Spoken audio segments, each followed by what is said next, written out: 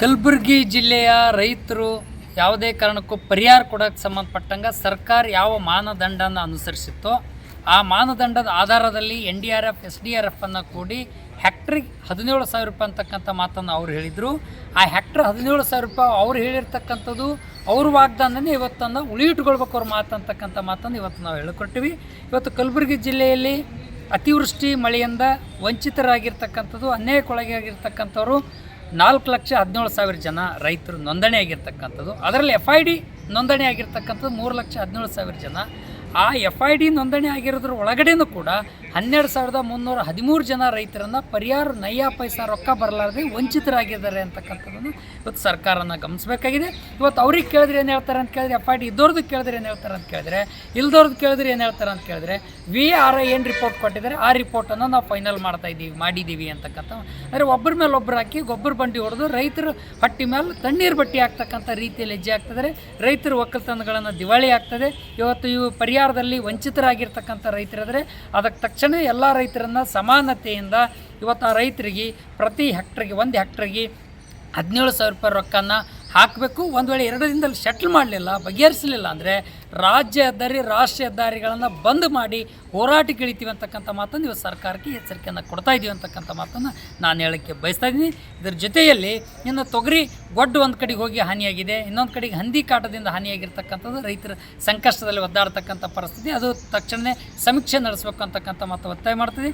ರಾಷ್ಟ್ರೀಕೃತ ಬ್ಯಾಂಕ್ಗಳು ಬಂದಂಥ ಅಲ್ಪ ಸ್ವಲ್ಪ ರೊಕ್ಕನೂ ಕೂಡ ಪರಿಹಾರದಿಂದ ಬಂದಿರತಕ್ಕಂಥದ್ದು state bank of India SBI ಮತ್ತು ಗ್ರಾಮೀಣ ಬ್ಯಾಂಕ್, ಇವತ್ತು PKGB ಬ್ಯಾಂಕ್ಗಳೇನಿದೆ ರಾಷ್ಟ್ರೀಕೃತ ಬ್ಯಾಂಕ್ಗಳನ್ನು ಯಾವುದೇ ಕಾರಣಕ್ಕೂ ಕೂಡ ಇವತ್ತು ರೈತರ ಸಾಲ ಮರುಪಾವತಿ ಮಾಡಿಲ್ಲ ಅಂತೇಳಿ, ರಿಕವರಿ ಮಾಡಿಲ್ಲ ಅಂತೇಳಿ ರೈತರ ಅಕೌಂಟನ್ನು ಹೋಲ್ಡ್ ಮಾಡ್ಕೇಶಿಂದ ರೈತರ ಪರಿಹಾರ ರೊಕ್ಕ ಕೊಡಲಾರ್ದೇ ಇವತ್ತು ರೈತರಿಗೆ ಸತಾಸ್ತಕ್ಕಂಥ ರೈತ ವಿರೋಧಿ ಧೋರಣೆ ಏನಿದೆ ಅದನ್ನು ತಕ್ಷಣ ಕೈ ಬಿಡಬೇಕು. ರೈತರ ಖಾತೆಯನ್ನು ಒಪ್ಪಂದ ಮಾಡಿ ಹಣಕಾಸಿನ ವ್ಯವಹಾರ ಮಾಡೋಕ್ಕೆ ಇವತ್ತು ಮತ್ತೆ ಆ ರೈತರ ಪರಿಹಾರನ ಕೊಡಬೇಕು ಅಂತಕ್ಕಂಥ ಮಾತನ್ನು ಒತ್ತಾಯವನ್ನು ಮಾಡ್ತಾಯಿದ್ದೀವಿ. ಈ ಪರಿಹಾರ ವಿಷಯದಲ್ಲಿ ಎದ್ದು ಕಾಣ್ಲತ್ತೇನಂದ್ರೆ ತಲಾಟಿಗಳು ಮಾಡಿರೋದು ಸರ್ವೇ ತಪ್ಪಾಗಿದೆ ಫಸ್ಟ್ ಟೈಮ್. ಈಗ ಏನು ಇದೇನು ಕೆಲವು ರೈತರಿಗೆ 3,000 ಹಾಕೋದು 4,000 ಹಾಕೋದು ಇದರಲ್ಲಿ ತಾರತಮ್ಯ ಮಾಡ್ಯಾರ. ಯಾವ SDRF NDRF ಗೈಡ್ಲೈನ್ ಪ್ರಕಾರ ಸ್ಟೇಟ್ ಗೌರ್ಮೆಂಟ್ ಹೇಳ್ಯದ, ಅದನ್ನು ಕೂಡ ಇವರು ಕರೆಕ್ಟಾಗಿ ಜವಾಬ್ದಾರಿ ಪಾಲನೆ ಮಾಡ್ತಾಯಿಲ್ಲ ಸರ್. ಆದ ಕಾರಣ ಇದು ಎಲ್ಲ ರೈತರಿಗೂ ಏಕದರ ನೀವು ಏನು 1 ಹೆಕ್ಟ್ರಿಗೆ 17,000 ಘೋಷಣೆ ಮಾಡಿರಿ, ಅದು ಆದ್ರೆ ಹಾಕಲೇಬೇಕು. ಅದೇನಾದ್ರೂ ನೀವು ಲೇಟ್ ಮಾಡಿದಾಗ ನಾವು ಎಲ್ಲ ರೈತ ಬಾಂಧವರು ರೋಡಿಗಳಕ್ಕೆ ಹೋರಾಟ ಮಾಡ್ಕೊಂಡು ನಮ್ಮ ಪರಿಹಾರ ಮಾಡ್ತೀವಿ. ಇದರಲ್ಲಿ ತಾಂತ್ರಿಕ ದೋಷ ಇದೆನೋ ಅಥವಾ ಅಧಿಕಾರಿಗಳದ್ದು ಏನಾರ ದೋಷ ಇದೆಯೋ? ಇದು ತಾಂತ್ರಿಕ ದೋಷನೂ ಇದೆ ಸರ್, ಅಧಿಕಾರಿಗಳು ಬೇಜವಾಬ್ದಾರಿತನೂ ಇದೆ ಸರ್. ಅಂದ್ರೆ ರೈತರಿಗೆ ಸಿಗಬೇಕಾದಂಥದ್ದನ್ನು ಮೂಲವಾಗಿ ಸರಿಯಾದ ರೀತಿಯಲ್ಲಿ ಮಾಡ್ದೇನೆ ನಮ್ಮ ರೈತರಿಗೆಲ್ಲ ಬೀದಿ ಬರೋ ಸಿಸ್ಟಮ್ ಮಾಡ್ತಾರೆ. ಎಲ್ಲರೂ ಎಲ್ಲ ಬೆಳೆ ಕಳ್ಕೊಂಡು ಆಲ್ರೆಡಿ ಗುಳೆ ಹೋಗ್ಯದ ಸರ್. ಇದು ಪರಿಹಾರ ದುಡ್ಡಿನ ಬಂದು ಏನಾರ ಮಾಡಮ್ಮ ಅಂತೇಳಿ ಅವರು ಇದನ್ನು ಇಲ್ಲಿನೂ ಅಧಿಕಾರಿಗಳು ಈ ಥರ ಮಾಡ್ತಾ ಇದ್ದಾರೆ.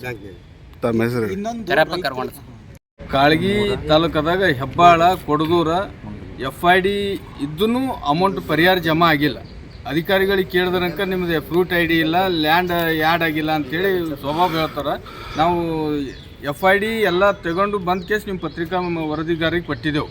ಎಲ್ಲ ಇದ್ದೂ ಪರಿಹಾರ ಆಗ್ತಾ ಇಲ್ಲ. ಇದು ಯಾರ್ದು ಅಧಿಕಾರಿಗಳ ದೋಷ ಅಂತೇಳಿ ಇದು ಜಿಲ್ಲಾಧಿಕಾರಿಗಳು ಇದು ಸರಿಪಡಿಸ್ಬೇಕು ಕೂಡಲೇ ಅಂತೇಳಿ ನಾವು ನಿಮ್ಮಲ್ಲಿ ಮನವಿ ಮಾಡಿಕೊಳ್ತೇವೆ. ನಾನು ಪ್ರಭಾಕರ್ ಟಿ ಹೆಬ್ಬಾಳ. ಈಗ ಸರ್ಕಾರ ಆದೇಶದ ಪ್ರಕಾರ ಹೆಕ್ಟರ್ಗೆ 17,000 ರೂಪಾಯಿ ಘೋಷಣೆ ಮಾಡಿತ್ತು. ಸಣ್ಣ ರೈತರಿಗೆ 1 ಹೆಕ್ಟರ್ ಮತ್ತು ದೊಡ್ಡ ರೈತರಿಗೆ 2 ಹೆಕ್ಟರ್ ಅಂತ ಆದೇಶ ಮಾಡಿತ್ತು. ಅದೇ ಪ್ರಕಾರ ಈಗ ಸರ್ಕಾರ ಏನು ಮಾಡಿದೆ ಅಂದರೆ ಆ ಪ್ರಕಾರ ದುಡ್ಡೇ ಹಾಕಿಲ್ಲ. ಒಬ್ಬರಿಗೆ ದುಡ್ಡು ಬಂದಾಗ ದುಡ್ಡೇ ಬಂದು ಯಾರಿಗೂ ಬಂದಿಲ್ಲ. ಆ ಪ್ರಕಾರ ಈಗ ನಮ್ಮೇನು ರೈತರಿಗೆ ಏನಾಗಿದೆ, ಅನ್ಯಾಯ ಬಿಲ್ಕುಲ್ ಅನ್ಯಾಯ ಆಗಿದೆ. ಕೆಲವೊಂದು FID ಇದ್ರೂ FID ಇಲ್ಲ ಅಂತ ಹೇಳ್ತಿದ್ದಾರೆ. ಒಬ್ಬ ಯಾರು ಹೇಳ್ತಿದ್ದಾರೆ, RS ಕೇಳಿದ್ರೆ ಹೆಚ್ಚಿಗೆ ಅವ್ರು ಹೇಳ್ತಿದ್ದಾರೆ. ಇವ್ರು ಮತ್ತು ತಲಾಟಿಕೆ ಹೇಳ್ತಾರೆ ಅವ್ರು ಮಾಡಿದ್ರು ಅಂತ ಹೇಳ್ತಾರೆ. ತಲಾಟಿಕೆ DC ಕೇಳಿದ್ರೆ ಅವ್ರು ಹೇಳ್ತಾರೆ, ಒಬ್ಬರು ಬಂಡಿ ಹೇಳ್ತಿದ್ದಾರೆ. ಇದರಲ್ಲಿ ತಾಂತ್ರಿಕ ದೋಷ ಇದೆನೋ ಅಥವಾ ಅಧಿಕಾರಿಗಳ ದೋಷ ಇದೆನೋ? ಸರ್ ಅಧಿಕಾರಿಗಳದ್ದೆಲ್ಲ ತಪ್ಪಿದ್ದೆಲ್ಲ ಮಾಡಿದ್ದು ರೈತರಿಗೆ ನಿಮ್ಮ ತಪ್ಪಂದು ನಮ್ಮ ತಪ್ಪು ತೋರಿಸ್ತಾ ಇದ್ದಾರೆ. ಇವಾಗ ಸುಮ್ಮನೆ ಅನ್ಯಸರಿ ನೀವು ಅದು ಮಾಡಲ್ಲ ಇದು ಮಾಡಿ ಅಂತ ರೈತರಿಗೆ ಹೇಳಿ ರೈತರಿಗೆ ಸಂಕಷ್ಟಕ್ಕೆ ಸಿಕ್ಕಿ ಹಾಕ್ಯಾರ. ಈ ರೈತ ಪ್ರಾಣ ಕೊಟ್ಟರಿಗೆ ಸಹಿತ ಯಾರು ಏನು ಮಾಡಲೇ ಇಲ್ಲ.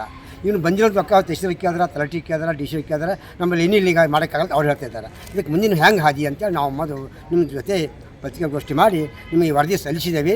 ಇದೇ ಪ್ರಕಾರ ಮುಂದೆ ಹಾಗೇ ಬಿಟ್ಟರೆ ನಮ್ಮ ರೈತರು ಉಳಂಗಿಲ್ಲ. ಮುಂದೆ ರೈತರು ಉಳಗಲ್ಲ.